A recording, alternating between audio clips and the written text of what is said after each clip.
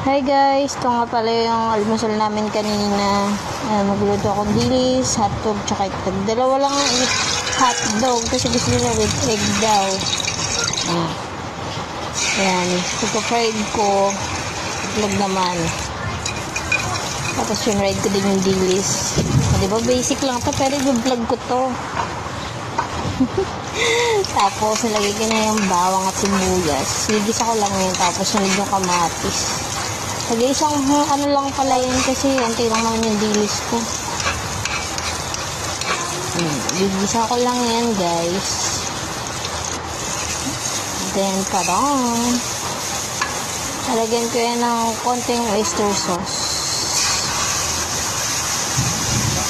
Tapos suka. Tapos sugar. Mix mo lang. Ayan, kakain na kami. Bye!